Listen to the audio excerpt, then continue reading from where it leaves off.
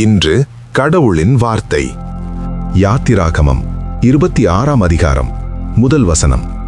மேலும் திரித்த மெல்லிய பஞ்சு நூலினாலும் இளநீல நூலினாலும் இரத்தாம்பர நூலினாலும் சிவப்பு நூலினாலும் நெய்யப்பட்ட 10 மூடுதிரைகளால் வாசஸ்தலத்தை உண்டு பண்ணுவாயாக.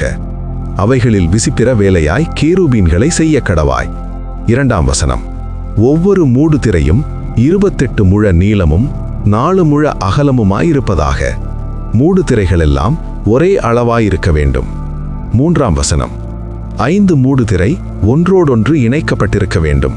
மற்ற 5 மூடுதிரைகளும் ஒன்றோடொன்று இணைக்கப்பட்டிருக்க வேண்டும். 4ஆம் வசனம். இணைக்கப்பட்ட ஒரு மூடுதிரையின் கடை ஓரத்தில் இளநீல நூலால் காதுகளை உண்டு பண்ணு. இணைக்கப்பட்ட மற்ற மூடுதிரையின் கடை ஓரத்திலும் அப்படியே செய்வாயாக. 5ஆம் வசனம். காதுகள் ஒன்றோடொன்று இணையும்படி ஒரு மூடுதிரையில் 50 காதுகளையும் இணைக்கப்பட்ட மற்ற மூடுதிரையின் ஓரத்தில் 50 காதுகளையும் உண்டு பண்ணுவாயாக. 6ஆம் வசனம். 50 பொன் கொக்கிகளையும் பண்ணி மூடுதிரைகளை ஒன்றோடொன்று அந்த கொக்கிகளால் இணைத்து விடுவாயாக. அப்பொழுது அது ஒரே வாசஸ்தலமாகும். 7ஆம் வசனம். வாசஸ்தலத்தின் மேல் கூடாரமாக போடும்படி ஆட்டு மயிரால் 11 மூடுதிரைகளை உண்டு பண்ணுவாயாக. 8ஆம் வசனம். ஒவ்வொரு மூடுதிரை 30 முழ நீளமும் 4 முழ அகலமுமாயிருக்க வேண்டும்.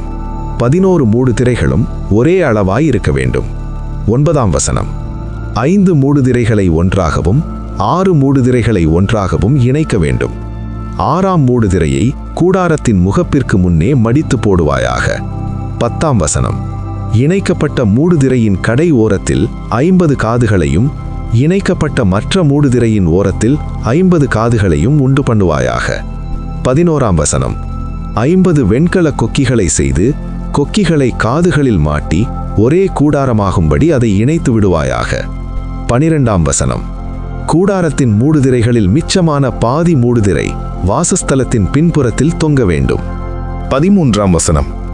கூடாரத்தினுடைய மூடுதிரைகளின் நீளத்திலே மீதியானதில் இந்த புறத்தில் 1 முழமும் அந்த புறத்தில் 1 முழமும் வாசஸ்தலத்தை மூடும்படி அதன் பக்கங்களிலே தொங்க வேண்டும்.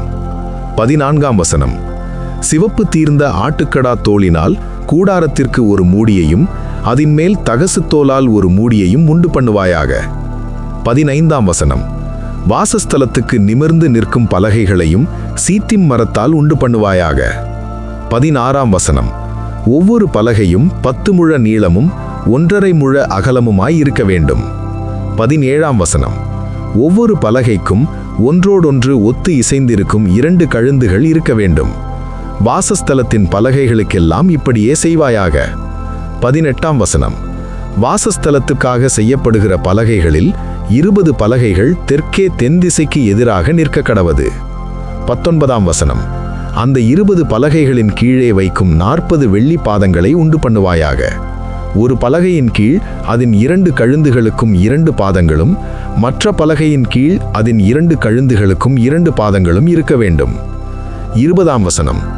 வாசஸ்தலத்தின் மறுபக்கமாகிய வடபுறத்திலும் 20 பலகைகளையும் 21ஆம் வசனம். அவைகளின் கீழ் 40 வெள்ளி பாதங்களையும் உண்டு பண்ணவாயாக. ஒரு பலகையின் கீழ் 2 பாதங்களும் மற்ற பலகையின் கீழ் 2 பாதங்களும் இருக்க வேண்டும். 22ஆம் வசனம். வாசஸ்தலத்தின் மேற்புறத்திற்கு 6 பலகைகளையும். 23ஆம் வசனம். வாசஸ்தலத்தின் இரு பக்கத்திலும் உள்ள மூலைகளுக்கு 2 பலகைகளையும் உண்டு பண்ணுவாயாக. 24ஆம் வசனம். அவைகள் கீழே இசைக்கப்பட்டிருக்க வேண்டும், மேலேயும் ஒரு வளையத்தினால் இசைக்கப்பட்டிருக்க வேண்டும். 2 மூலைகளுக்கும் அப்படியே இருக்க வேண்டும். அவைகள் 2 மூலைகளுக்காகும். 25ஆம் வசனம். அந்தபடி 8 பலகைகள் இருக்க வேண்டும்.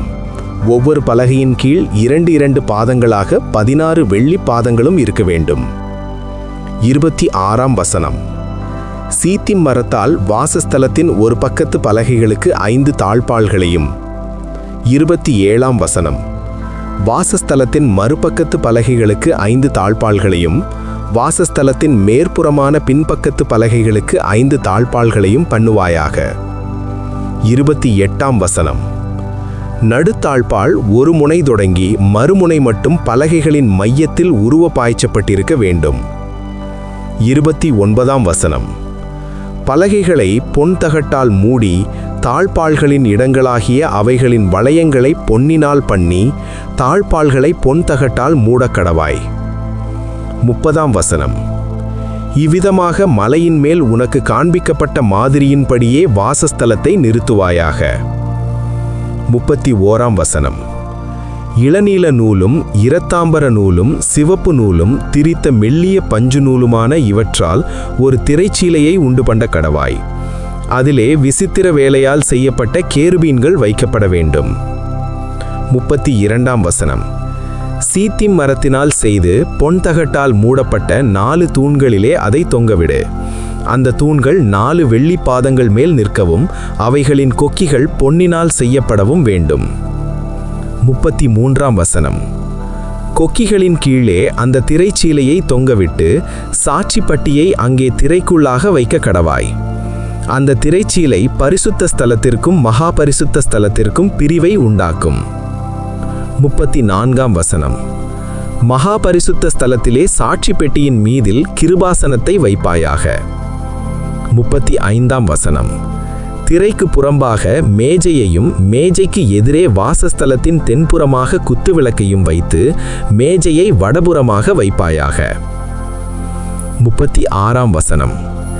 இளநீல நூலும் இரத்தாம்பர நூலும் சிவப்பு நூலும் திரித்த மெல்லிய பஞ்சு நூலுமாகிய இவற்றால் சித்திர தையல் வேலையான ஒரு தொங்கு திரையும் கூடாரத்தின் வாசலுக்கு உண்டாக்க கடவாய். 37ஆம் வசனம். அந்த தொங்கு திரைக்கு சீத்திம் மரத்தால் 5 தூண்களை செய்து அவைகளை பொன் தகட்டால் மூடி அவைகளுக்கு பொன் கொக்கிகளை உண்டாக்கி அவைகளுக்கு 5 வெண்கல பாதங்களை வார்ப்பிக்க கடவாய். ஆமேன்.